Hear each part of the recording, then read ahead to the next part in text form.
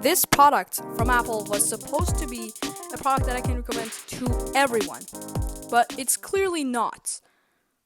Let me explain.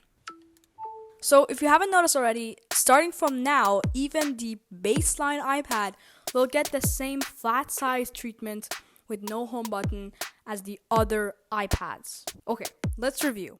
No home button, Touch ID on the power button, 12 megapixel rear camera, USB Type-C, A14 Bionic? Wait.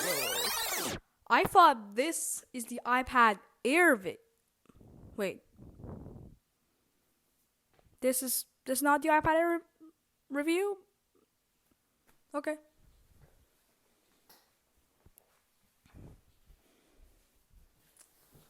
I mean, of course, you guys know that I'm kidding. But let's get to business. This is pretty much an iPad Air 4. Pretty much. That's it. Now, obviously, I am joking when I say it's the iPad Air 4. It's very similar though, but they did actually change a few things that are notable. So for starters, the camera is now on the long landscape side, which is very helpful for meetings and whatnot. And it is legitimately surprising that such a good feature like this is only coming to the cheap iPad. Now, you could say that since they haven't upgraded the iPad mini and the iPad Air, that's why the feature isn't coming to those. But how about the iPad Pro? Because they updated at the same events thing as they did on the baseline iPad. So why isn't that getting the same new landscape camera? The only logical answer that I thought of is since the new landscape camera hardware takes up space, they can't actually put it on the iPad Pro without cutting the second gen Apple Pencil support. So that's why they didn't do it. It's almost like trading a good feature for another good feature. It honestly depends on whether if you are doing a lot of meetings with your iPad or if you're drawing a lot with your iPad. You could kind of choose between the two. But like at the same time, couldn't they have just put the Apple Pencil a little bit like sideways so it doesn't get blocked off by the camera hardware? Like, I mean, they could have.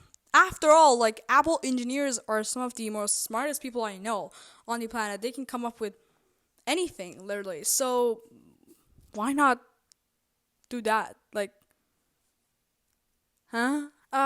So I think the only reason why they didn't do it is because pricing an iPad is very, very hard.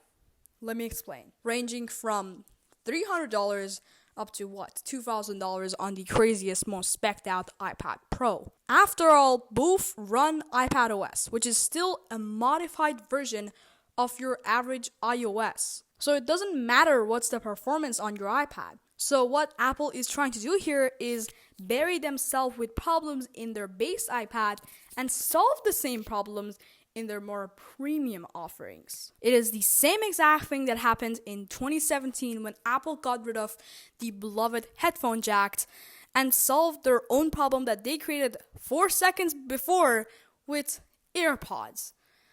I mean, it's not a bad way of making money, but I'm afraid it doesn't just end there. Well, yes, the whole Apple Pencil thing is just mad. But oh yeah, there's more.